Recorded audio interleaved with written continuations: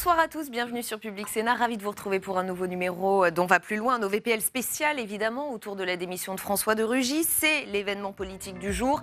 Ministre de la Transition écologique, ministre d'État numéro 2 du gouvernement, Emmanuel Macron accepte ce qu'il appelle une décision personnelle. On verra ce que ça veut dire. François de Rugy n'a donc pas tenu face à la polémique sur ses dîners fastueux lorsqu'il était président de l'Assemblée nationale. La volonté de nuire, de salir, de démolir ne fait pas de doute, dit-il.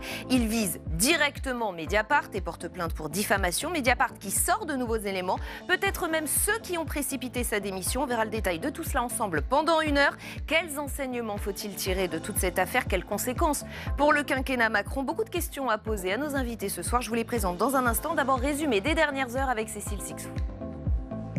C'est la révélation de trop pour François de Rugy, après les dîners fastueux à l'Assemblée et la rénovation de ses appartements privés au ministère.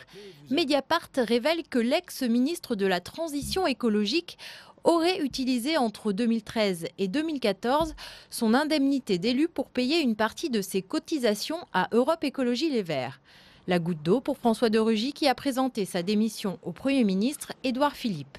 Dans un post Facebook, il se dit victime d'un lynchage médiatique et explique son départ. La mobilisation nécessaire pour me défendre fait que je ne suis pas en mesure d'assumer sereinement et efficacement la mission que m'ont confiée le président de la République et le Premier ministre. Il a également décidé de porter plainte au pénal contre Mediapart. François de Rugy sort du gouvernement. Il pouvait pourtant compter sur la confiance du président de la République qui a dénoncé hier depuis Belgrade une république de la délation. Pour Emmanuel Macron, c'est une décision personnelle, une démission qui ouvre en tout cas une nouvelle vacance au ministère de l'écologie, 11 mois après la démission fracassante de Nicolas Hulot et alors que le gouvernement fait de l'écologie un des marqueurs forts de la suite de son quinquennat. Et avec nous pour ce grand débat spécial d'OVPL, Hervé Kempf, bonsoir, bienvenue, rédacteur en chef de Reporter, le quotidien de l'écologie. Isabelle Véramasson, bonsoir, directrice du laboratoire communication et politique au CNRS. Alexandre Malafaille, bienvenue, président fondateur du think tank Sinopia. Mathieu Cuyp, bonsoir, secrétaire général de l'Union des démocrates et des écologistes, bienvenue à vous. Et Jean Massier, bienvenue, producteur, youtubeur, fondateur d'Acropolis. On vous retrouve dans Questions aux sénateurs sur le site de Public Sénat et sur la plateforme Twitch. Merci à tous les 5 d'avoir accepté notre invitation pour cette édition un peu spéciale, disons-le. Hervé Kempf, François de Rugy aura tenu une semaine. Est-ce que finalement c'est déjà beaucoup vu la pression qu'il a eue sur ses épaules? C'est ce que vous vous dites ce soir? Il aurait même dû partir avant? Non, je ne suis pas un grand analyste de la vie politique, mais je pensais que la séquence dimanche tenait, puisque le premier papier de Mediapart était fort, les deux suivants sur l'appartement à Orvault et sur les impôts étaient apparemment beaucoup moins forts, et donc on sentait que ça pouvait tenir, surtout avec l'appui de M. Macron en Serbie, qui d'ailleurs a été faire des leçons de droit de la presse et de droit des libertés. Et on y reviendra longuement. C'était assez drôle. Mais voilà, donc l'appui de Macron. Donc je pensais que M. de Rugy resterait en poste. Que l'épisode était clos. Isabelle Véramasson, on a quand même tous été assez surpris par cette démission, c'est vrai? Oui, on a été surpris avant d'apprendre tout de même, parce que moi, j'ai appris ça en direct, avant d'apprendre que Mediapart avait exercé une pression juste avant et qu'il y avait les questions d'actualité à l'Assemblée nationale, plus le Sénat le lendemain. Donc on a compris que M. de Rugy, François de Rugy était donc pris en tenaille entre ces deux étaux. Là, c'est-à-dire la menace d'un côté et la difficulté de s'expliquer sans que tout le monde ne sache, sans que même lui n'ait déjà trouvé ses éléments de langage ou ses explications sur cette affaire-là. Donc il a été d'une certaine manière un peu contraint, me semble-t-il, de faire quelque chose. Oui, parce qu'il y a les dîners fastueux, le mélange des genres, et puis il y a effectivement ces nouveaux éléments qu'on va peut-être revoir. Fabrice Arfi les voit même comme des éléments qui ont précipité cette démission. François de Rugy a utilisé ses frais de mandat de député non fiscalisés pour 1. Payer ses cotisations à Europe Écologie Les Verts et 2. Défiscaliser ensuite ses dons dans sa déclaration de revenus. C'est vrai que ça marque peut-être un tournant, Alexandre Malafaille. Jusqu'ici, on n'était pas dans l'illégalité, on était peut-être dans l'indécence, diraient certains, mais là, c'est un cap qui aurait été franchi si toutefois ces accusations sont vraies. Je pense que les hommes et les femmes qui nous gouvernent aujourd'hui doivent prendre la mesure du fait qu'il y a vraiment un nouveau monde. Alors les pratiques dans le nouveau monde, au plan politique, parfois sont celles de l'ancien monde. Mais en tout cas, les exigences sont celles du nouveau monde. Et vous avez des hommes et des femmes qui viennent d'un monde où on a pu pratiquer, on a vu, il y a pas mal d'affaires, y compris qui traînent. Il y a pas mal de ministres de la première heure du gouvernement d'Édouard Philippe qui ont dû démissionner. Je pense à monsieur Bayrou, voilà, avec madame de Sarnez également. Bon, donc il y a des pratiques de l'ancien monde. Celle-là, quand on est arrivé aux affaires, je pense en 2017, il faut y renoncer et se comporter de manière irréprochable. Et je pense que François de Rugy aurait vraiment dû dire, bon, j'ai peut-être par le passé, comme tout un chacun, pu faire des choses qui sont plus ou moins acceptables et tolérables, mais c'était hier. On peut toujours se défendre quand c'était hier, mais quand c'est aussi récent et qu'en plus il était président de l'Assemblée nationale, rappelez-vous quand même d'une séquence qui a fait Flores, le fameux, vous savez, le déballage du panier à 5 €. Lié aux APL avec la France Insoumise, qui amenait tout ça en disant voyez ce qu'on fait avec 5 €. Et pendant ce temps-là, M. Durugy mangeait du homard avec ses amis et buvait du Château Yquem. Il y a un anachronisme entre les deux qui est très choquant. Il aurait dû considérer à ce moment-là qu'il y avait une façon de faire et un engagement au quotidien sur lequel on ne pouvait pas faire autrement que se comporter bien. Le passé, c'est le passé, on ne le changera pas. Et on risque déjà de se faire rattraper par le passé. Mais si en conduisant au présent, on continue à faire des fautes, il ne faut pas s'étonner qu'on soit rattrapé. D'autant plus qu'il s'était fait le chantre de la transparence, Jean Messia. Justement, c'est le paradoxe sublime de François de Rugy. Il fait partie des architectes de ce nouveau monde, en tout cas des nouvelles exigences. Il était, rappelons-nous, un député extrêmement à cheval sur la question de l'exemplarité, sur la question du respect de la dépense publique. Il fait partie des premiers députés qui ont accepté de déballer leurs dépenses personnelles dans la presse pour montrer la transparence, etc. C'était ça aussi François de Rugy. J'en parle au passé parce que j'ai un peu l'impression que c'est la fin de sa carrière politique, en tout cas à ce niveau-là de responsabilité. Et donc, oui, tel est pris qu'il croyait prendre peut-être. François de Rugy se retrouve aujourd'hui à voir se refermer, à ne pas avoir su comprendre qu'effectivement les choses avaient changé et que ce qui était des pratiques du passé qui pouvaient passer ne passent plus du tout aujourd'hui. Il était effectivement président de l'Assemblée nationale, c'était lui qui avait en plus le rôle d'écrire dans les textes. On se rappelle de la loi sur la transparence de la vie publique qu'il avait défendue. Pour le retour de la confiance. Pour le retour de la confiance. Enfin voilà, tout ça est tristement ironique pour lui et tout ça est effectivement le symbole d'un nouveau monde. Les Gilets jaunes l'ont rappelé. Même si on le savait depuis quelques décennies, maintenant, en fait, les Français n'acceptent plus une seconde les dérapages. Mathieu Cuyp.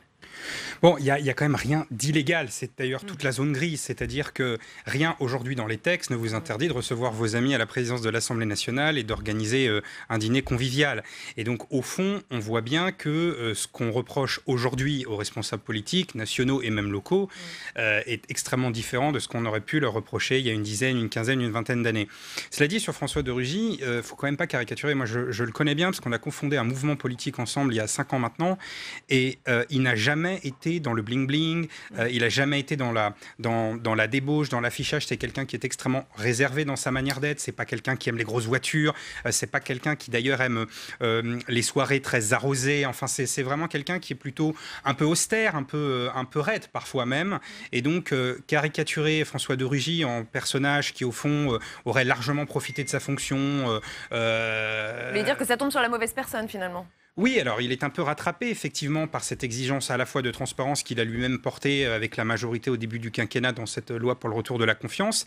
Et en même temps, il ne faut pas le pointer du doigt et l'accabler parce que ça n'est vraiment pas la personne qu'il est aujourd'hui. Enfin, assurément, c'est pas quelqu'un qui est dans l'excès, bien au contraire. Et je rappelle juste d'un mot ce qu'a dit la porte-parole du gouvernement il y a quelques minutes. Le gouvernement n'a pas d'indication que des règles ont été transgressées. Voilà. Mais c'est toute la question de la zone grise, en fait.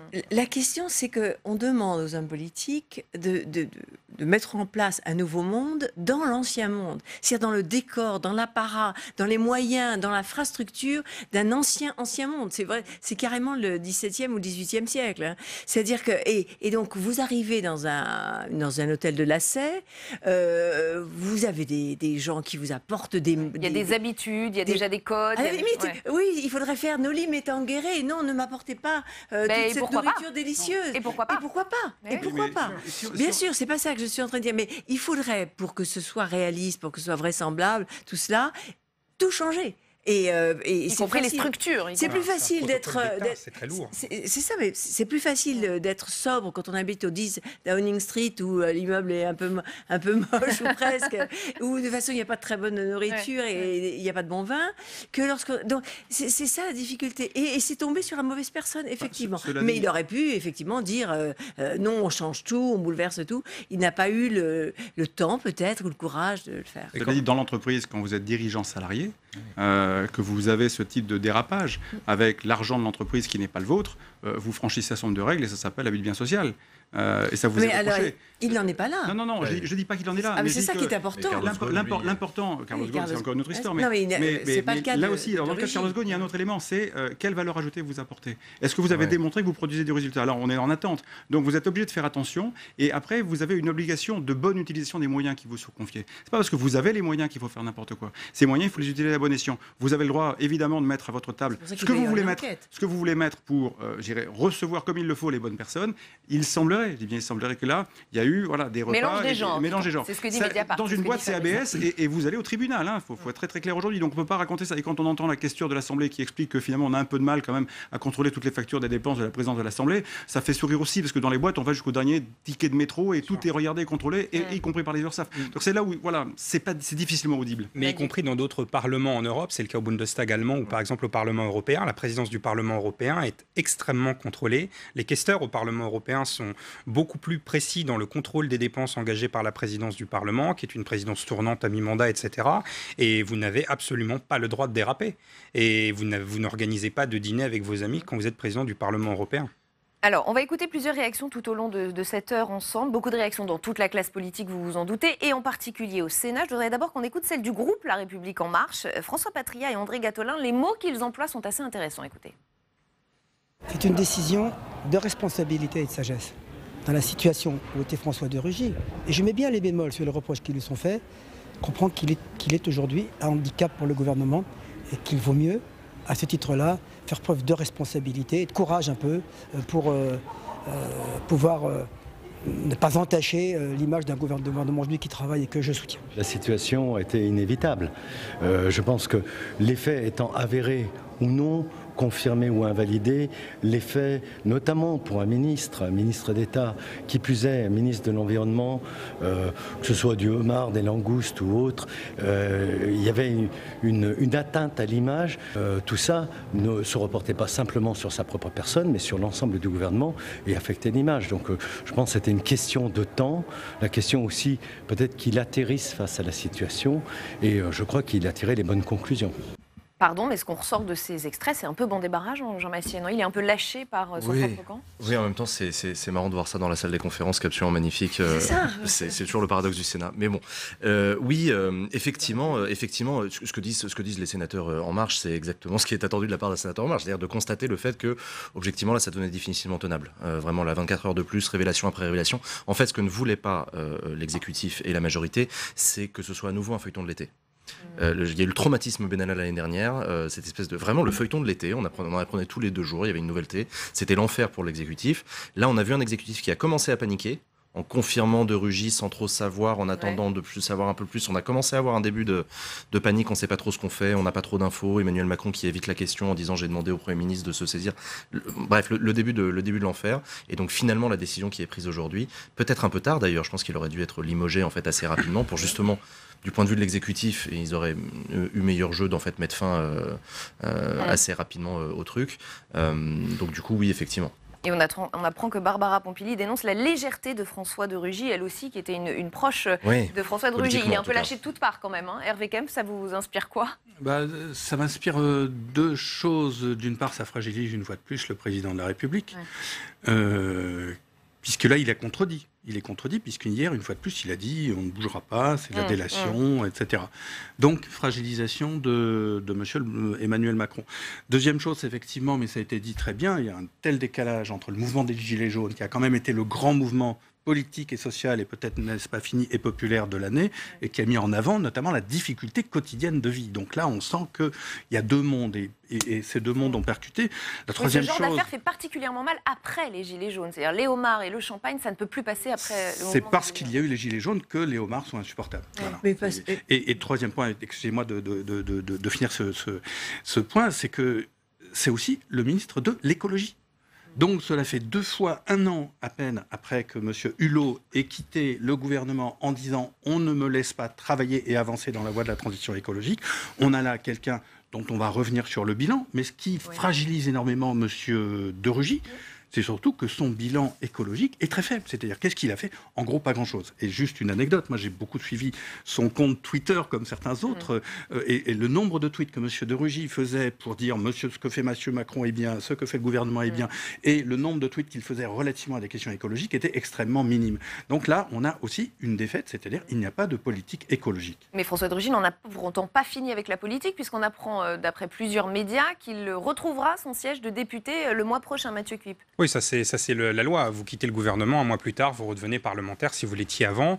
Cela dit, je pense que ce qui précipite aussi sa démission, c'est qu'on rentre aujourd'hui dans l'étude de la loi énergie-climat au Sénat et à la Haine, et donc par conséquent, vous ne pouvez pas être poursuivi évidemment par des médias qui vont être focalisés sur des histoires de homards, de champagne et de soirées. Il le dit d'ailleurs, il ne pouvait pas continuer sa mission sereinement. Et à un moment donné, vous devez donner une priorité. Donc soit vous démissionnez pour aller assurer votre défense, si défense il y a à avoir, et permettre au gouvernement de continuer d'avancer sur la question de la transition écolo, sachant que le ministère n'est pas non plus abandonné, c'est pas un navire ivre. Il y a 3 secrétaires d'État aujourd'hui, Elisabeth Borne qui a porté la loi sur les mobilités, vous avez Emmanuel Vargon et bien sûr Brune Poirson qui entame les travaux sur la loi économie circulaire.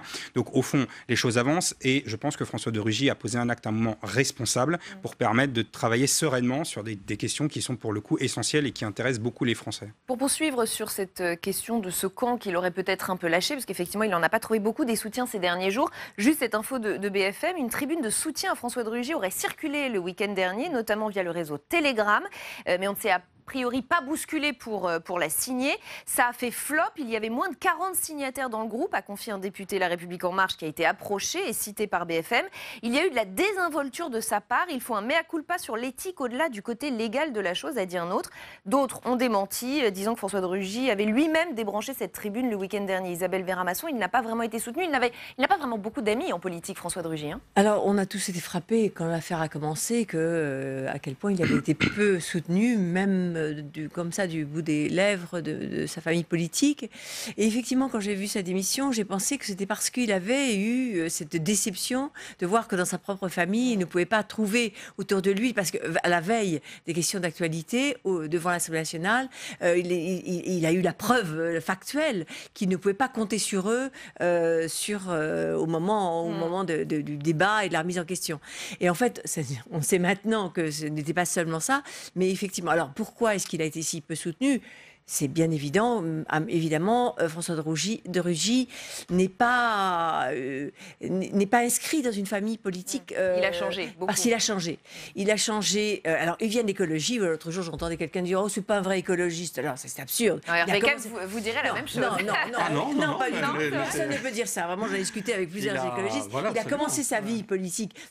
Dans l'écologie, il était, je crois, 18 ans. Je crois que c'est d'AGE qu'il a commencé la Génération Écologie. Il a toujours... Alors après, les écologistes ne sont pas tous d'accord sur la manière de faire de l'écologie, c'est clair. Mais ça, il est indiscutablement un écologiste, mais c'est un écologiste qui a varié d'appartenance.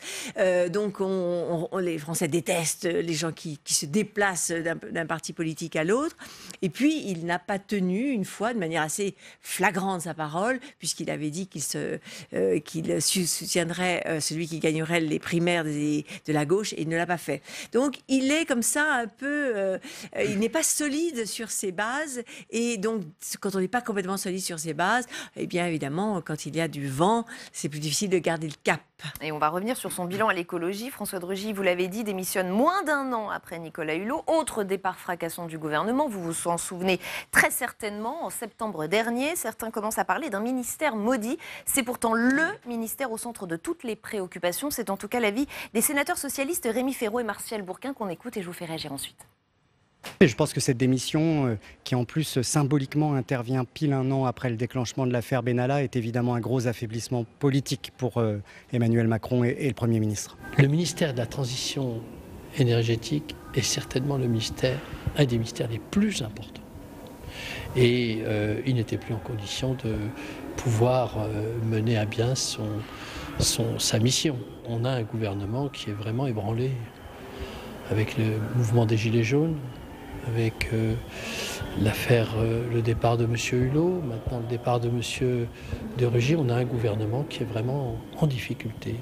Ça fait beaucoup pour un seul ministère. En effet, Alexandre Malafaille, il n'était pas assez solide pour ce ministère aussi important, si on doit un peu revenir sur le bilan de François de Rugy ce soir au ministère de l'écologie. On sait s'il n'a pas été soutenu le week-end dernier dans la fameuse tribune boucle qui circulait sur Telegram, c'est que quand une affaire comme ça démarre, surtout avec les attaquants, que sont Mediapart ou le Canard dans d'autres registres, on ne sait pas quand ça s'arrête.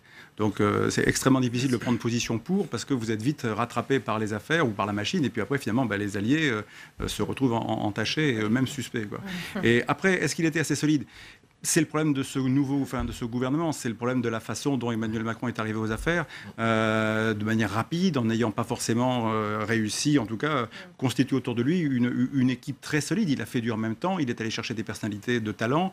Dans le cas de l'écologie, il a fait un choix qui était un choix radical, comme d'aller chercher Nicolas Hulot. C'était plutôt, pour le coup, un véritable engagement de porter le débat au bon niveau. On a vu ce qu'il en est arrivé. Après, il a bien fallu trouver une solution qui était une solution qui allait, qui permettait de piocher, si je puis dire, dans le vivier. Mais c'est le problème d'Emmanuel Macron, c'est que son vivier d'hommes et de femmes politiques pour aujourd'hui tenir les postes clés et stratégiques sont pas très nombreux. Et ce poste-là, ce ministère-là, est un ministère qui est face à des contradictions considérables, parce que entre d'un côté les enjeux écologiques, les attentes des citoyens, les attentes du reste du monde, et puis les réalités industrielles, les réalités économiques, les problématiques de transformation de l'emploi, l'ensemble du cadre législatif, normatif dans lequel on évolue, c'est un ministère absolument infernal. Après, il faut trouver un chemin pour avancer. Et là encore, on se demande effectivement si le ministère est le bon cadre pour le faire. Je pense qu'il y a évidemment une problématique qui dépasse largement les enjeux de ce ministère. Et dans le pilotage actuel, on sait bien que les équilibres sont souvent réglés plutôt au niveau de l'Élysée. Je suis parfaitement d'accord avec Alexandre Malafaille sur la question de la solidité au sein d'En Marche. Qui est solide en Macronie, si ce n'est Emmanuel Macron lui-même ? C'est le paradoxe de ce parti. Encore une fois, c'est pas une victoire électorale qui a été construite sur des barons locaux qui pèsent lourd auprès des militants, auprès de tendances. Il n'y a pas de chapelle au sein d'En Marche. Ça n'a pas été préconstruit, tout ça. C'est Emmanuel Macron qui par sa volonté, son énergie, tout ce qu'on veut. D'où les départs en cascade, j'en ai compté 8 en 2 ans. Mais exactement, et surtout, et des très très lourds. On parle de François Bayrou, Gérard Collomb, Nicolas Hulot, aujourd'hui François de Rugy. C'est quand même à chaque fois soit des ministres d'État, soit des gens que l'on estimait être extrêmement lourds, qui étaient très importants au sein du gouvernement. La preuve en est, et c'est peut-être le paradoxe de tout ça, c'est que ces départs n'ébranlent pas particulièrement la majorité d'Emmanuel Macron à l'Assemblée nationale, qui continue à être assez majoritaire et qui peut effectivement faire défiler les têtes de cette manière-là. Le départ de Nicolas Hulot a été un choc beaucoup plus important dans la majorité. Le départ de François de Rugy, évidemment, il se trouve dans une situation compliquée, suivie par Mediapart et évidemment l'ensemble de la presse. Donc c'est pas tout à fait le même contexte. Et ce qu'il faut aussi voir, c'est que François de Rugy, ça a souvent été un solitaire. Vous disiez, est-ce que c'est un vrai écolo, il a changé de parti, etc. Mais enfin, quand il a été engagé chez Les Verts, chez Génération Écologie ou encore avec nous, il a toujours été assez solitaire dans son fonctionnement. C'est quelqu'un qui n'a pas vraiment composé de groupements autour de lui, qui n'a pas eu... Peut-être pas assez politique, donc. Oui, enfin, c'est pas quelqu'un qui a adoré la petite politique, qui a d'ailleurs beaucoup cours à Europe Écologie Les Verts et chez Les Verts de l'époque. Et quand il est arrivé au sein de La République En Marche, il est finalement resté assez solitaire avec son entourage très proche, qui sont aujourd'hui ses collaborateurs au ministère, mais pas entouré d'un groupe solide ou au Sénat ou à l'Assemblée nationale. Donc première chose. Deuxième chose, sur le ministère de l'écologie, le quinquennat précédent, on a eu 4 ou 5 ministres de l'écologie aussi. Au moment où on défendait la COP21, on a eu Ségolène Royal, Nicole Bricq, Philippe Martin et Delphine Bateau. D'où notre question vous voyez, 4 ou 5 ministres de l'écologie, mission impossible. Vous voyez bien, et on était dans le quinquennat de la COP21, des accords de Paris, et qui avait été évidemment priorité du quinquennat de François Hollande, et qu'on a beaucoup défendu. Donc effectivement, c'est un ministère pour le moins difficile, c'est un navire dur à manœuvrer. Bon, le départ de François de Rugy ce soir... vient le confirmer une nouvelle fois. Vient le confirmer effectivement une nouvelle fois. Ouais. Oui, parce que finalement, c'est un des rares ministères qui a un parti extérieur qui lui est consacré, qui est consacré au thème. Donc ça veut dire que les ministres de l'écologie viennent presque toujours, ou en tous les cas d'un autre parti, qui n'est pas forcément un parti ami, en plus, ça dépend des moments. Et donc ils ont une double allégeance, il y a un double regard. Donc ça pourrait les conforter, puisqu'ils peuvent considérer qu'ils sont soutenus par deux pieds. Ça peut aussi les fragiliser. En tous les cas, on dit toujours, mais qui est-ce qui va pouvoir les remplacer, comme s'il n'avaient pas de personnalité. C'est peut-être parce qu'effectivement, les personnalités... On ne va pas les chercher au bon endroit. Ils sont peut-être, effectivement, à Europe... Écologie, les Verts. Exactement. Hervé Kempf. Je crois que si le ministre de l'écologie est une mission tout à fait possible, à condition que, et ça n'est quasiment jamais le cas, que le Premier ministre et le Président de la République dont ils dépendent aient la vraie volonté de faire une politique écologique. On va voir quel était le paradoxe de François de Rugy, mais pour prendre les 4 exemples que vous avez donnés, comment Madame Nicole Bricq, qui est du sénateur du PS, elle est totalement dans la machine au moment de Hollande, au bout d'un mois, elle dit non, je n'accorde pas le permis d'explorer d'un pétrolier au large de la Guyane. Limogé. Delphine Batho se rebelle pour des questions d'écologie, sur l'huile de palme et sur d'autres aspects. Limogé. Elle était totalement dans la machine PS, etc. Donc, on ne leur facilite pas la tâche. On ne leur facilite pas la tâche. C'est-à-dire, quand ils prennent des positions fortement écologiques, tout en étant au sein de la machine, en l'occurrence la machine PS, ils sont limogés. Et Hulot, d'une certaine manière, échoue parce qu'il essaye tant bien que mal de faire une vraie politique écologique, et puis on lui dit, écoute, tu restes là. Voilà. Et le paradoxe de François de Rugy, c'est qu'il était totalement dans la ligne. Il occupait le terrain en donnant l'impression qu'on faisait de l'écologie, sans en faire réellement. Donc c'était exactement la politique de M. Macron, donner l'impression qu'on fait de l'écologie sans en faire. Et bien ça n'a pas suffi. Et donc il est victime d'une autre chose. Donc c'est pas la question, c'est pas le ministre ou le ministère est une mission impossible ou pas, comme l'avait dit Corinne Lepage à une autre époque. C'est qu'il n'y a pas de vrai choix politique de faire une politique écologique qui fatalement entrera en conflit, qu'on le veuille ou non, avec des intérêts économiques, avec des logiques de croissance, avec des lobbies, et il arrivera aussi à mettre en question des questions d'égalité et de répartition des revenus, ce qui n'est pas vraiment le point fort du gouvernement actuel. C'est vrai qu'il n'y a que la volonté politique qui manque, puisque tout a été fait pour que l'écologie puisse être aujourd'hui au cœur des choses. Le ministère de l'écologie est le numéro 2 du gouvernement, un ministre d'État, on l'a vu sur les photos, assis à la gauche du président de la République pendant les réunions du Conseil des ministres. Il y a effectivement un parti politique entier consacré à la question de l'écologie. Il y a un vote quand même aux européennes qui a montré que l'écologie est une préoccupation majeure en France et en Europe. Il y a des jeunes qui manifestent, qui font la grève scolaire partout dans le monde pour demander qu'on en fasse plus pour l'écologie. Donc à un moment, toutes les planètes sont alignées, puis il manque effectivement plus que de la volonté. Donc c'est d'autant plus difficile de défendre le bilan de François Rugy. Ce qui a frappé nos équipes lorsqu'elles sont allées recueillir les réactions cet après-midi après l'annonce de cette démission, c'est que finalement, leur cible, ces responsables politiques, est davantage Mediapart que le ministre François de Rugy en personne. Et c'est le cas quels que soient les bords politiques. Je vous invite à écouter quelques-unes de ces réactions. En gros, c'est Haro sur Mediapart. Écoutez. On est depuis quelque temps la cible d'une certaine presse qui veut un peu casser le monde politique et l'image du monde politique. Ça peut nous arriver à tous, ce genre d'histoire, parce que visiblement, nous sommes à la merci d'une photo, d'une vengeance, relayée par des journaux qui sont pour moi à la limite du KGB et la Stasi. Je suis de plus en plus mal à l'aise avec ces histoires, avec des ministres qui démissionnent au gré des révélations de Mediapart. Depuis une semaine, on a le supplice de la goutte, c'est-à-dire tous les jours une révélation de plus en plus importante. Si Mediapart a un dossier sur M. de Rugy, qu'il le donne à la justice, qu'il fasse ce qu'il faut. Moi, je n'aime pas ces délations médiatiques. Et là, on aborde un autre point, Isabelle Verramasson, qui ressort très clairement de cette affaire. C'est effectivement ce discours anti-Mediapart, voire anti-média, voire anti-investigation. Oui, alors il est classique. Il est classique. Il n'est pas plus fort que d'habitude, là ? C'est fort, mais enfin, j'ai l'impression qu'il a toujours été très important, à la fois parce que nous avons une tradition, il existe dans nos démocraties, surtout en France, une tradition du lynchage médiatique. Il y a eu des campagnes de presse avant la guerre qui ont mené au suicide d'un ministre, Ole Salengro, mais plus récemment, Pierre Bérégovoy, on l'a dit, maintenant il faudrait vérifier. Donc il y a une tradition, il y a eu un très beau film allemand d'ailleurs qui montrait aussi... comment il s'appelle peu importe, qui montrait qu'on pouvait mourir après une campagne de presse. Donc, il y a une histoire qui existe. Il y a de l'autre côté une tradition journalistique féroce et de belle nature, le Canard enchaîné dont on est fier, Mediapart qui a sorti l'affaire Cahuzac. Nous avons le prix Albert Londres avec un journaliste qui dit il faut porter la plume dans la plaie. Donc, ces deux histoires coexistent et il y a de quoi, à chaque fois, se poser la question de qui a raison, qui a tort.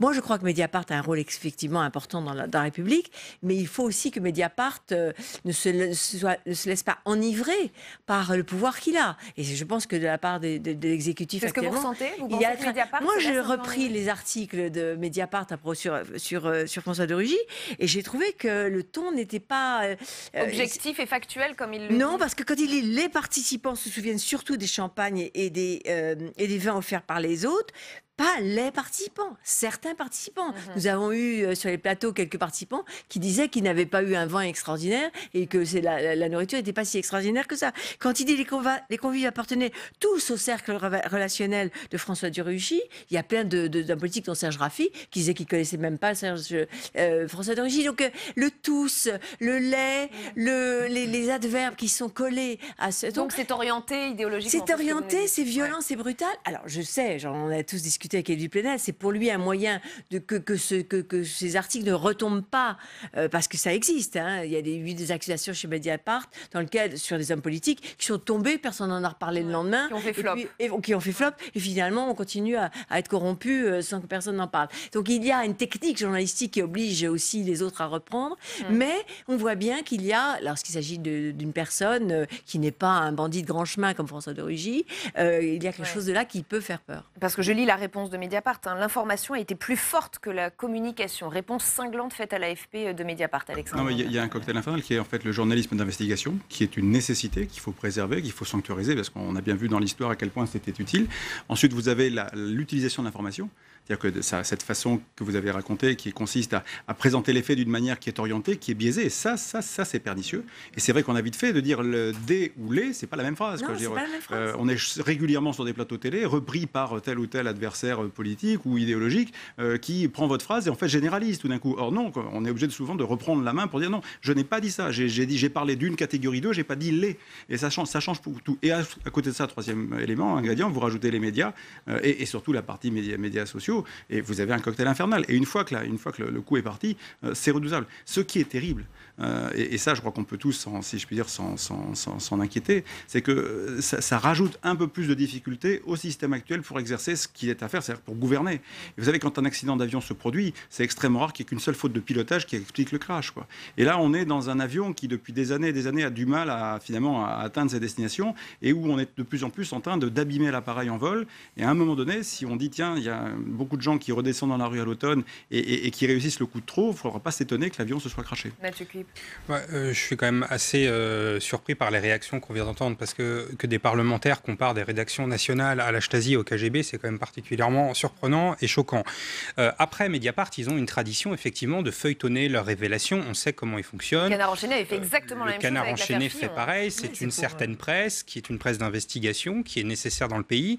Après, ils sont orientés politiquement. On sent bien dans les écrits de Mediapart. Oui, bien sûr, mais c'est l'amalgame qui est ils ont une ligne politique qui n'était pas favorable au quinquennat précédent non plus. On se souvient de l'affaire Cahuzac, qui n'a pas été favorable à ce quinquennat-là. Ils sont pour la transparence, l'exigence de probité des élus, ce qui est quand même pas une mauvaise chose quand on regarde.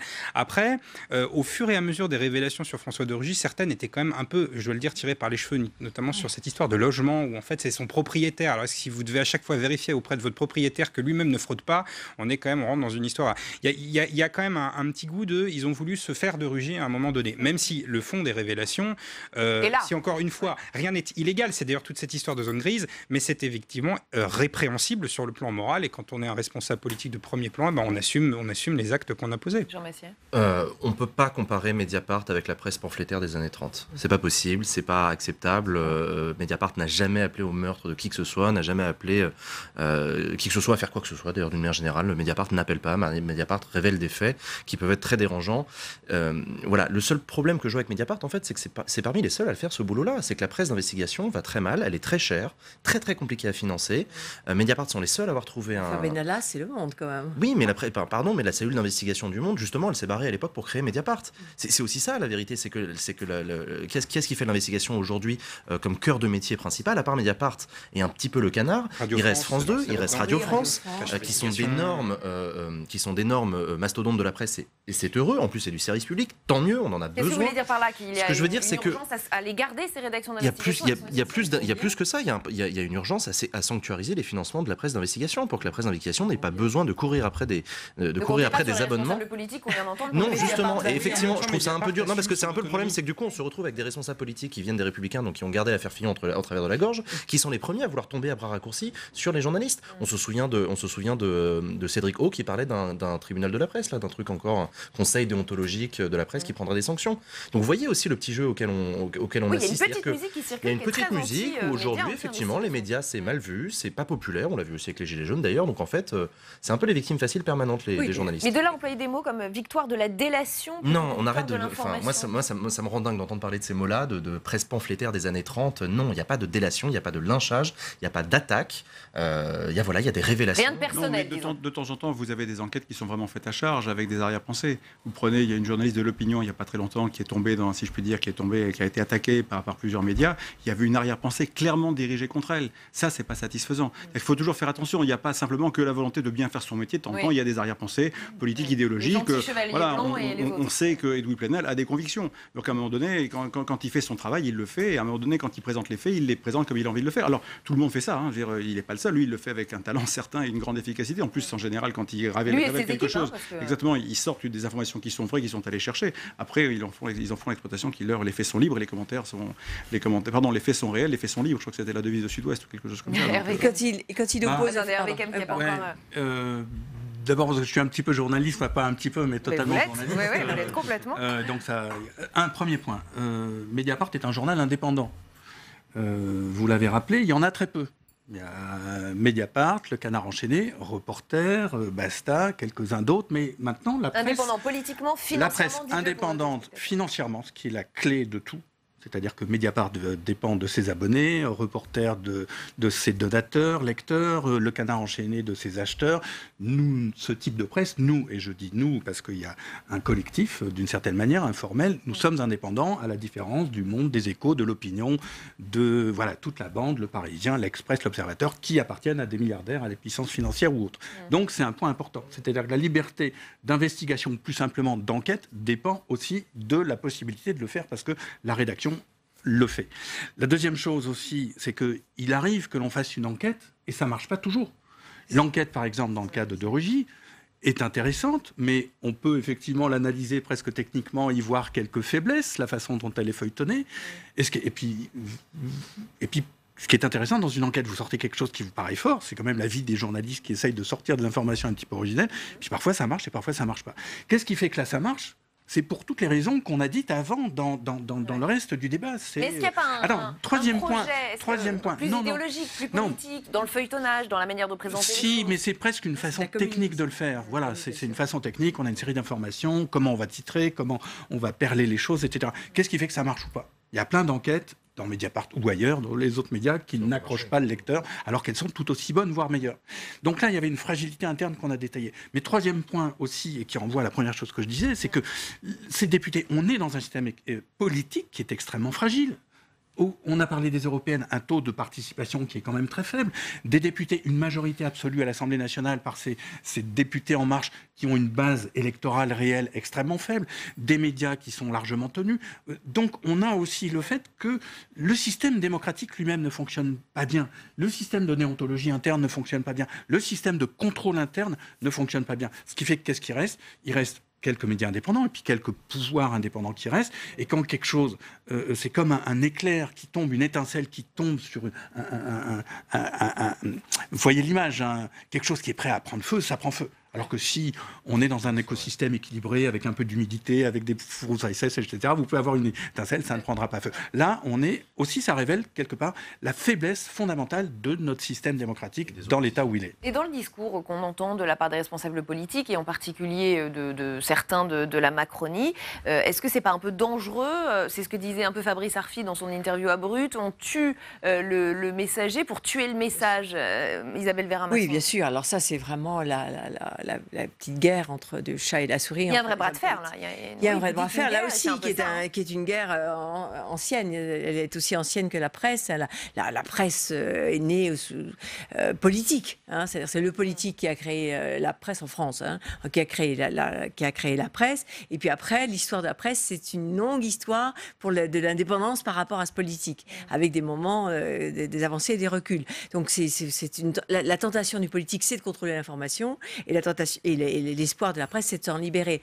Maintenant, jamais autant que maintenant, on a vu le pouvoir politique, essayer de créer un cadre qui limiterait la liberté de la presse. Alors, et en même temps, moi je ne dirais pas ce pouvoir est antidémocratique. Il est confronté à un nouveau média hyper puissant auquel on n'a pas d'histoire. Ce sont les réseaux sociaux. Il n'y a pas d'histoire. Hein.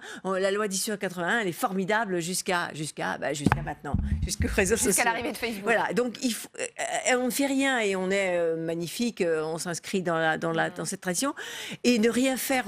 Chacun d'entre nous qui s'est fait insulter, qui a vu une horreur sur Facebook ou qui a vu un homme politique se faire, qu'on aime bien, assassiner, ce sentiment qu'il faut faire quelque chose. Et le faire quelque chose pour un homme politique, c'est limiter. C'est limiter la liberté de la presse. Et là, il y a un combat à mener pour maintenir le cap de cette caractère essentiel de la liberté. Et on verra quelles sont les intentions d'Emmanuel Macron, parce qu'effectivement, cette démission est très embarrassante pour l'exécutif. Elle l'est d'autant plus qu'Emmanuel Macron avait défendu son ministre, vous l'avez dit, Hervé Kempf, en début d'émission. Après un silence de quasiment une semaine, il avait fini par lui apporter son soutien, ou plutôt par attaquer Mediapart. Écoutez, c'était en Serbie, il a réagi depuis l'étranger. J'ai demandé au Premier ministre justement d'apporter toute la clarté. Et moi, je ne prends pas de décision sur la base de révélations, mais de faits. Et il y a encore dans notre pays le respect de la personne individuelle, des droits de la défense et de la possibilité de répondre. Sinon, ça devient la République de la délation. Il suffit que je sorte une photographie, je dise deux choses sur vous, sur n'importe qui, et ça devient les 10 petits nègres. Donc, soyons clairs, je souhaite que chacun puisse être respecté, je souhaite que les principes que j'ai posés soient respectés, et j'ai demandé au Premier ministre de procéder en ce sens. Et donc des propositions me seront faites, instruites par les faits. Il n'a pas voulu limoger son ministre sur la base de révélations, mais son ministre lui-même qui est parti sur la base de ces révélations, Mathieu Cup. Et là, il attaque très clairement Mediapart. Là aussi. François de Rugy démissionne, on l'a dit, il veut assurer sa défense, il veut que le gouvernement puisse continuer à travailler plus sereinement, hors de ces polémiques. Ok, c'est sa responsabilité et il l'assume.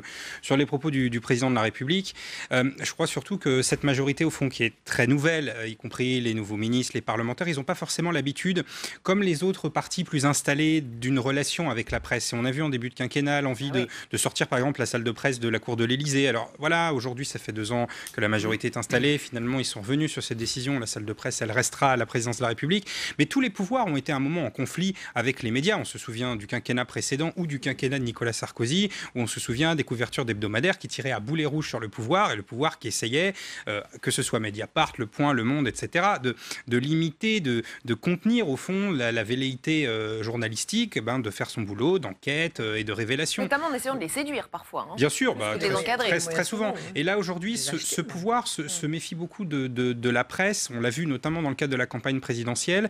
Et cette majorité n'étant pas rompue à l'exercice au fond qui a préexisté par avant dans les majorités précédentes, au fond, je dis pas de connivence, mais de connaissance, parce que forcément les journalistes et les politiques vivent un peu ensemble. On se croise à l'Assemblée nationale, ici au Sénat et dans d'autres lieux. Et donc par conséquent, ces novices, ces nouveaux députés, ces nouveaux ministres n'avaient pas cette culture-là. Au lieu de les amadouer, ils les braquent. Hein. C'est un peu ce qu'on voit. Oui, mais ils ont braqué dès le début du quinquennat. Ils ont été braqués peut-être parce que les journalistes avaient été aussi un peu habitués à être bien traités, séduits. Et donc, il y a peut-être un juste milieu à trouver dans la relation médias et politique. Il y a une relation un peu malsaine, c'est vrai, entre les deux mondes. Hein. En tout cas, il y a des pays où les frontières sont vraiment étanches. Bien sûr. Prenez les États-Unis, on en est très très loin. Et d'ailleurs, quand ils nous regardent fonctionner, ils sont très surpris. On accepte des niveaux de collusion. C'est-à-dire comment étanche? Comment est-ce possible? Puisqu'effectivement, ils vivent ensemble, ils sont en déplacement ensemble, ils boivent des verres ensemble. Oui, mais il y a même des couples. multiples. Enfin, vous avez, Oui, il y a même des couples, l'histoire l'a montré. Voilà, vous avez des hommes qui sont dans un gouvernement, puis qui sont mariés à une femme qui est dans un média. Enfin, à un moment donné, tout ça est un peu compliqué. Il y a une forme d'absence de déontologie à ce niveau-là qui laisse question. En tout cas, on devrait. Vous ne pouvez pas demander à deux personnes. Mais vous avez raison. Mais vous avez des pays qui n'acceptent pas ça. Vous avez des pays où, à un moment donné, vous êtes obligé de couper les cordons d'une manière ou d'une autre, parce que sinon, vous avez un risque de confusion et de collusion. C'est ce qu'ont fait certaines femmes journalistes. Non, mais je dis pas. On est absolument d'accord. Mais je crois que dans le monde d'aujourd'hui, si vous voulez, ce que des pays comme les États-Unis ont fait depuis très longtemps, dans le monde d'aujourd'hui, on est obligé de le faire, parce qu'à un moment donné, sinon, vous allez vous retrouver à avoir une affaire qui va exploser, parce qu'on vous aura reproché peut-être d'avoir dit des choses que vous n'auriez pas dû dire compte tenu de la proximité. De toute façon, c'est un vrai problème d'éthique à ce niveau-là. Je dis pas que c'est bien, je dis simplement que là encore, le monde a changé. En ce qui concerne le fait qu'Emmanuel Macron ait pris la position qu'il a pris hier pour voir le résultat d'aujourd'hui, c'est quand même assez surprenant, et d'autant plus qu'on sait qu'Emmanuel Macron est capable de prendre des décisions. Rappelez-vous du général de Villiers, dont il a dit publiquement qu'il l'a lâché en disant je suis votre chef. C'était il y a 2 ans, quasiment jour pour jour, et on a vu la suite. Donc je suis surpris qu'en fait, sur une situation comme celle-là, alors que vraiment les faits sont ce qu'ils sont, tout est relatif. Est-ce qu'il le soutient ou est-ce qu'il attaque surtout Mediapart en fait? Est-ce qu'il veut surtout ne pas plier sous la pression de Mediapart? Ça a été un peu le mot d'ordre dans la Macronie depuis une semaine. Mais ça ne sert à rien. Ça sert à rien, parce que ce que les Français vont retenir, c'est pas la position du président de la République, c'est le fait que voilà, ce nouveau monde est comme l'ancien, et qu'à un moment donné, le chef du nouveau monde aurait dû dire écoute, toi, t'as continué à faire comme avant, donc je suis désolé, tu peux plus jouer avec nous. Voilà. Et c'est triste, c'est comme ça, mais je pense qu'il aurait fallu beaucoup plus. Mais ne pas céder sous la pression médiatique et populaire, c'est un mot d'ordre d'Emmanuel Macron depuis le début de son pardon, mais ça n'a pas de sens, parce qu'à un moment donné, vous pouvez pas gouverner contre les réalités, et vous fabriquez pas l'opinion comme ça. Là aujourd'hui, l'opinion, elle se fabrique de façon contre ce qu'il veut. Il n'est pas le maître des horloges en l'occurrence. Là, il est face à un ministre qui a fauté. Voilà, on me dit c'est grave, c'est pas grave, c'est véniel, etc. C'est légal ou pas légal. C'est légal, c'est pas moral, en tout cas c'est sûr, c'est pas bien dans le contexte actuel. Et on continue à tolérer en disant je le soutiens. À un moment donné, heureusement que François de Rugy, dit bon, ok, je m'arrête, parce que d'abord, peut-être que ça va. Demain, il y a peut-être encore quelque chose qui va sortir ou après-demain. Mais au-delà de ça, heureusement qu'il dit bon, j'ai éteint le feu en me retirant, parce que sinon on va continuer à.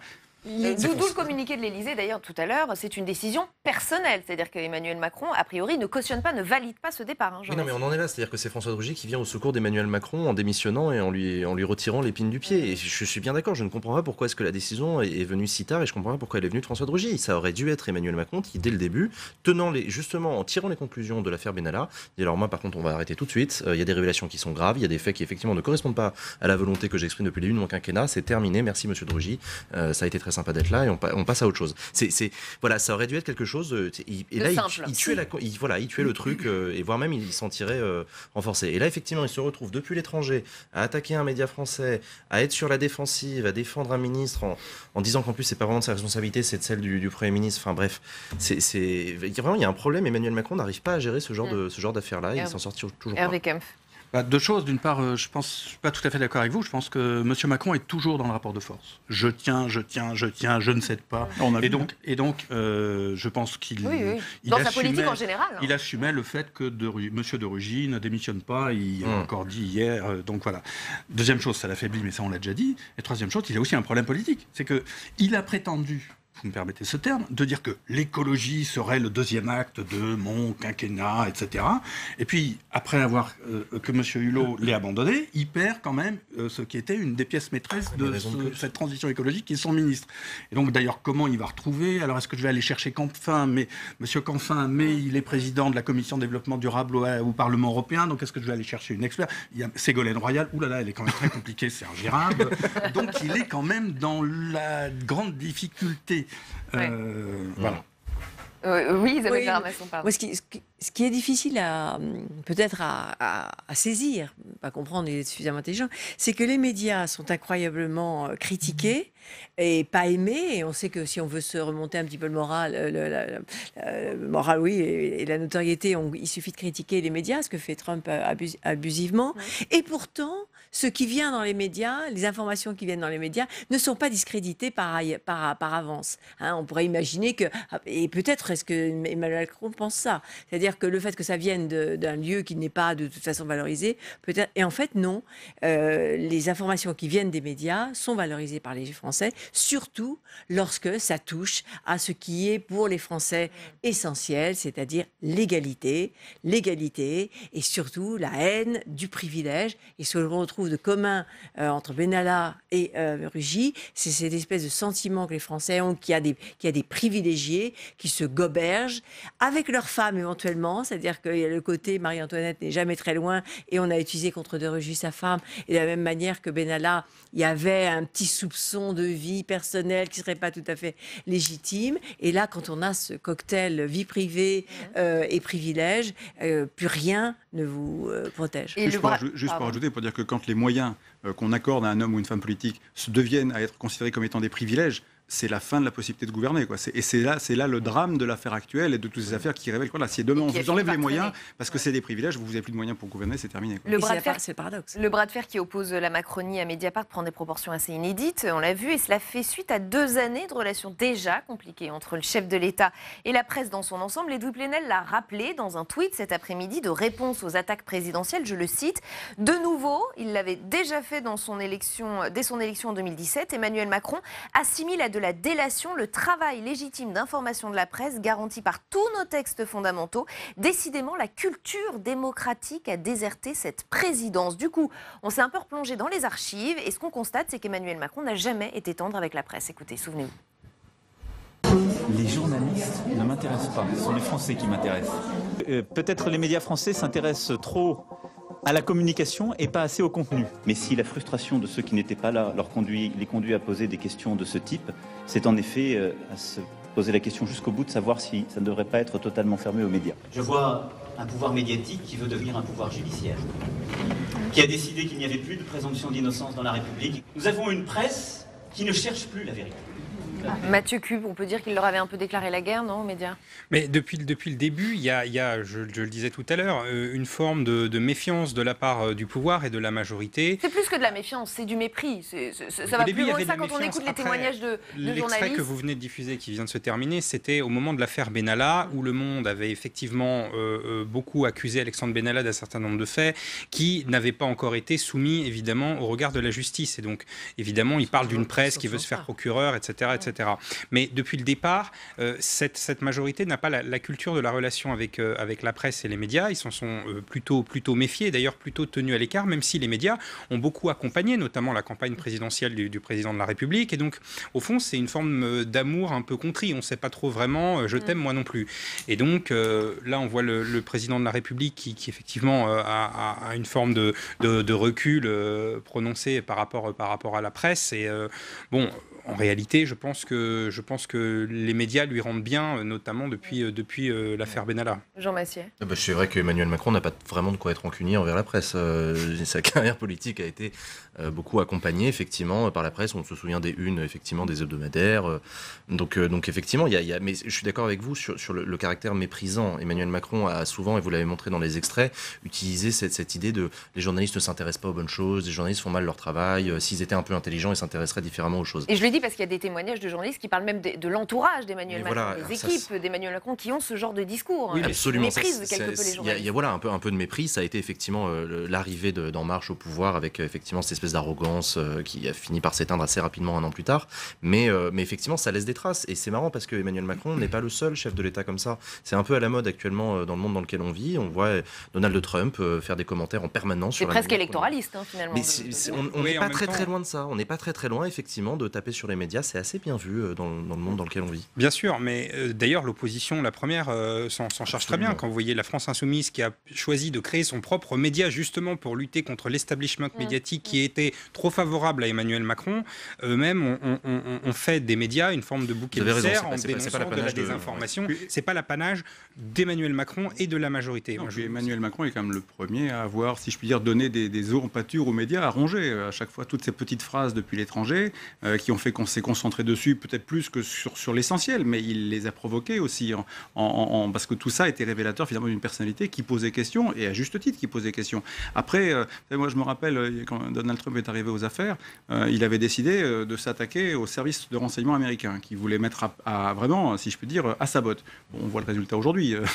Il n'a pas du tout réussi ce combat-là, et je trouve que vouloir livrer le même combat à l'égard des médias, c'est presque pot de terre contre pot de fer. Il ne gagnera pas. C'est pas possible. D'abord, il ne peut pas gagner. Il ne faut surtout pas qu'il gagne. Et deuxièmement, ça n'a Il ne pas peut de pas y sens. avoir de remise en question du côté des médias. Mais que les médias se remettent en question, il y a certainement mais c'est très compliqué parce que la qualité du débat public en France fait question. Elle fait question partout. Voilà. Après, il y a aussi un problème de déontologie. De temps en temps, je ne suis pas sûr qu'il faille que le gouvernement se mêle de créer quelque chose pour les médias. Mais à un moment donné, si les médias décidaient entre eux, les journaux, la presse traditionnelle, décident OK, on crée un organe de déontologie pour qu'à un moment donné, quand ça dérape, on puisse regarder, ce ne serait pas totalement absurde. Mais ce n'est pas au gouvernement de le faire. Il n'y a aucun texte de loi qui doit écrire. C'est la volonté des journalistes de dire il faut peut-être à un moment donné se poser des questions. Et quand ça dérape, on essaie de reprendre la main et de dire toi, tu as fait peut-être une bêtise, c'est pas bien. Et c'est arrivé, on a quelques souvenirs en tête. Les journalistes doivent leur liberté quand même à leur combat, évidemment, mais aussi parce que les gouvernements ont fait des lois qui les a protégés, des règlements qui les a protégés, etc. On ne peut pas dire... Mais il faut penser au pauvre François Hollande qui était si bien avec les journalistes quand même, si courtois, si déférent, si ami, etc., qui s'est quand même fait incroyablement maltraité jusqu'au bout, et pas par de l'information. Par de la communication, pour reprendre les termes de Mediapart. Ce quinquennat-là. Voilà. Ça a été le cas sous Nicolas Sarkozy aussi. On se souvient d'une certaine presse, notamment j'ai en tête des unes de Libération ou du Point sous le quinquennat Sarkozy, qui est extrêmement à charge et violente. La violence, voilà, parce que aussi là aussi. Les journalistes font leur boulot. Ils font leur boulot, ils ne sont pas dans la bienveillance. Mais non, mais les journalistes font de l'information. Hein, c'est la distinction qu'a fait Mediapart. Il faut de l'information. Et puis, normalement, la communication, c'est un autre métier qui consiste à répondre à l'information. En réalité, parfois les journalistes font aussi de la communication. Hein, je disais, on parlait du feuilletonnage des informations. C'est une manière de faire de la communication, c'est-à-dire de toucher le lecteur, de le faire venir, de le garder. Il faut vendre du papier. Les titres sur un tel est un voyou ou machin et je ne sais quoi, ou sortir le président de la République avec un casque et sortant de chez sa maîtresse, on n'est pas sûr que ce soit de l'information. C'est quand même aussi ça touche à des questions de sécurité aussi quand même. Oui, alors Hervé Kempf trépigne. Tout est mélangé quand même. Je ne trépigne pas, mais je pense que le débat prend une voie avec laquelle je ne suis pas d'accord. Donc on va très bien, dites-le, vous êtes là pour ça. Je le dis, mais très calmement, sans trépigner. La question, c'est pas le média, c'est le rapport du pouvoir politique avec les médias. Premier point. Deuxième point, on est dans un pouvoir qui manifestement est, selon le terme usuel, de plus en plus autoritaire. Donc le fait que ces médias soient très largement dominés par, je l'ai dit tout à l'heure, un certain nombre de puissances financières qui sont les amis de M. Macron, ne lui suffit pas. Il faut en plus, comme vous l'avez très bien dit, mettre en place des lois de plus en plus, la remise en cause de la loi de 1980, l'idée d'un code de déontologie qui est d'un conseil de l'ordre qui serait un petit peu en cheville avec le gouvernement, etc. Donc il y a une attaque aussi juridique sur les questions de liberté de la presse. Et la troisième chose aussi, c'est qu'il n'y a pas que le politique à l'Élysée, dans les cabinets ministériels. Il y a le journaliste, il y a aussi le journalisme de terrain. Et ce qui est très frappant pour ceux qui suivent les photographes indépendants, les journalistes indépendants ou de médias comme les nôtres et d'autres, etc., qui vont sur le terrain, de voir à quel point les forces de police, d'une part, peuvent brutaliser des journalistes alors même que la carte de presse est clairement affichée et parfois même empêchent des journalistes de circuler et d'aller couvrir un événement alors que d'autres... Vous voulez dire que là, ça vient de consignes, là aussi, de ce gouvernement ? C'est évident que c'est la façon, la police n'agit pas toute seule de manière autonome, en tout cas je l'espère, elle dépend du pouvoir. Donc, de tous les côtés, on a en fait un pouvoir qui est menaçant pour la liberté des médias. Alors ça ne veut pas dire que ces médias sont irréprochables, que la liberté doit tout permettre, etc. Mais enfin, grosso modo, en France, les choses ne se passent pas trop mal. Si on compare par exemple aux États-Unis à la façon dont Fox News, le média le plus proche de M. Trump, traite l'information. Donc voilà, le débat, c'est quand même pas est-ce que les médias ont mal agi, c'est comment est-ce que le pouvoir agit. Et d'une façon, on revient à la base de notre discussion. Malgré tout, on peut critiquer les enquêtes de Mediapart, mais l'information de base était là, c'est-à-dire que, à tort ou à raison, M. de Rugy a mangé de manière fastueuse dans les locaux de l'Assemblée nationale. On remonte à la source, la boucle est bouclée. Il nous reste 1 minute 30. Un mot de conclusion, chacun en quelques secondes. Alexandre Malafaye. En tout cas, la conclusion pour moi, c'est l'avenir. Comment est-ce qu'on peut se préparer avec cette rentrée qui va être compliquée ? La vraie question pour le gouvernement actuellement et pour Emmanuel Macron, c'est est-ce qu'il y a un épisode 2 des Gilets jaunes ? Est-ce que les affaires reprennent à la rentrée ? Est-ce qu'on retrouve tous les samedis la France avec cette pression, cette difficulté qui s'exerce en permanence et cette volonté d'entrave ? C'est le vrai sujet, cette affaire-là n'aide pas. Donc il faut espérer qu'entre maintenant et le début du mois de septembre, le gouvernement va se retrouver une nouvelle dynamique. François de Rugy a été la victime de ce qu'il a lui-même promu pendant des années, la transparence. Donc c'est la preuve paradoxalement que ça avance dans cette direction-là. Ça fait des dégâts certes, mais on se dirige vers quelque chose d'un peu mieux. Mathieu Cuyp. Bon, le vrai sujet maintenant, c'est comment on mène effectivement la loi énergie-climat à l'Assemblée, comment on continue à travailler sur les questions de transition écologique, énergétique. Il y a donc ce texte qui arrive ici au Parlement. Elle est là l'urgence et évidemment les questions de transparence à traiter. Mais ce texte, il arrive, il est relativement ambitieux. Je sais que M. Kempf n'est pas tout à fait d'accord, mais de facto, enfin, la majorité avance, elle continue à travailler avec l'appui du Parlement. Isabelle Verra-Masson et Hervé Kempf, en 15 secondes chacun. Oui, écoutez, je pense que ce n'est pas une affaire gravissime, qu'elle n'aura probablement aucune conséquence, ni dans l'opinion qui pense que de toute façon les hommes politiques sont tous pourris, ni dans la réalité où finalement François de Rugy, on l'a dit, n'était pas un ministre décisif. Hervé Kempf. 15 secondes, Même une pas. déception quand même qu'on n'ait pas beaucoup parlé d'écologie et du bilan de M. de Rugy. Le titre probable de Reporter demain, 10 mois ministre, 10 mois d'inaction. Reporter, le quotidien de l'écologie, dont vous êtes rédacteur en chef. Merci à tous les 5 d'avoir participé à cette OVPL spéciale. Fin de cette émission, on se retrouve demain en direct à 18h30. Bonne soirée, restez au cœur du débat.